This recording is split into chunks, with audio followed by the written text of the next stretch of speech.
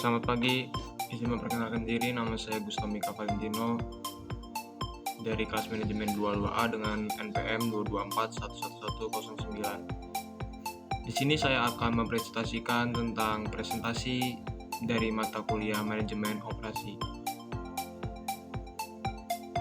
Langsung saja kita mulai, saya akan membahas tentang materi strategi proses dari manajemen operasional.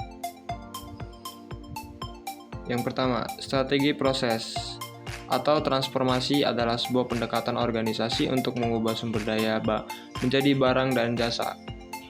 Yang kedua, tujuan adalah untuk menemukan suatu cara memproduksi barang dan jasa yang memenuhi persyaratan pelanggan dan menjadi spesifikasi produk yang berada dalam batasan biaya dan manajerial. 4. Strategi proses. Semua barang dan jasa yang diproduksi menggunakan beberapa variasi. Pada suatu variasi dapat 4 strategi proses, yaitu fokus pada proses, fokus berulang, fokus pada produk, mass customization.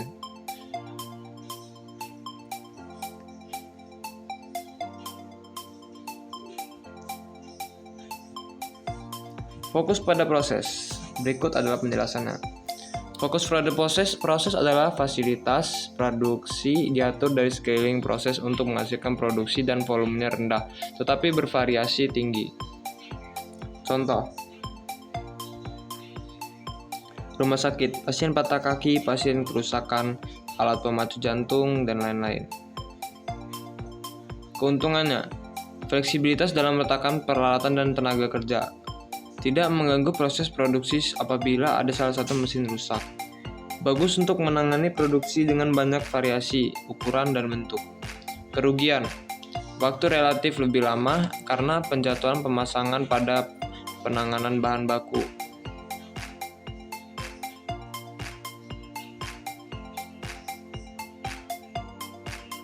Fokus berulang adalah proses produksi yang berorientasi pada produk untuk menggunakan modul.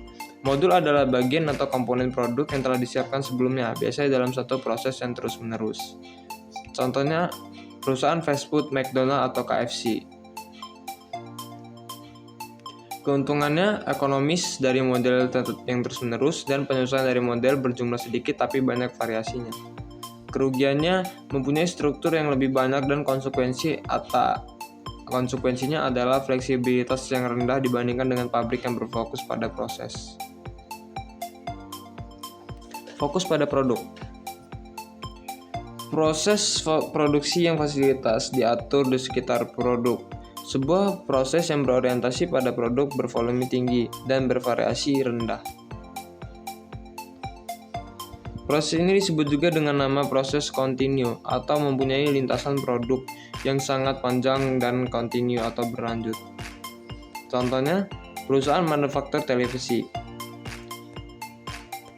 Keuntungannya biaya variabel per unit rendah, biaya penanganan bahan baku dan persediaan dalam proses rendah. Kerugiannya, biaya tetap yang tinggi, perlunya menyeimbangkan output yang di setiap stasiun TV kerja di lini produksi. Mass customization adalah merupakan pembuatan produk dengan jasa yang kemudian memenuhi keinginan pelanggan yang semakin unik, secara tepat dan murah. Mass customization merupakan suatu tantangan yang membutuhkan peningkatan kemampuan operasional. Adalah keterkaitan logistik, produksi, dan penjualan yang semakin erat. Contoh, industri telekomunikasi, Simpati, Fleksi, Friend, Asia. Fokus berulang didesain modular yang peralatan yang memiliki fleksibel. Itu akan tertuju kepada mass customization. Fokus pada proses variasi tinggi, bervolume rendah, utilisasi rendah, 5% sampai 25% peralatan yang memiliki fungsi umum. Tidak teknik penjadwalan efektif pada mass customization. Teknik hasil produksi cepat. Fokus pada produk variasi rendah, volume tinggi, utilitasi tinggi 70% hingga 90% atau peralatan khusus. Teknik hasil produksi cepat. Dan ini masuk ke dalam mass customization. Analisis dan desain proses. Pertanyaan mendasar pada saat proses produksi mengubah bahan baku menjadi barang dan jasa adalah: apakah proses desain untuk mencapai keunggulan bersaing dari segi diferensiasi, respon cepat, atau biaya rendah? Apakah proses menghilangkan langkah-langkah yang tidak menambah nilai? Apakah proses memaksimalkan nilai pelanggan bagaimana dipandang oleh pelanggan lain? Apakah proses memenangkan pesanan? Yang terakhir adalah desain proses pada sektor jasa. Teknik ini untuk meningkatkan produktivitas jasa. Oke, pada tabel yang pertama, strategi pemisahan. Tekniknya adalah membuat struktur pelayanan sehingga pelanggan harus pergi di mana layanan ditawarkan.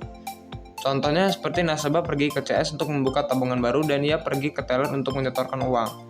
Dan di sana sudah ada tulisannya untuk mengarahkan para customer. Strategi swalayan.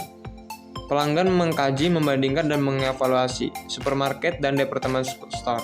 Maksudnya adalah pelanggan langsung mengkaji dan mengevaluasi barangnya sendiri yang ingin dibeli dan melayani dirinya secara mandiri. Pemusatan perhatian. Tekniknya adalah pembatasan penawaran. Contohnya menu terbatas pada restoran.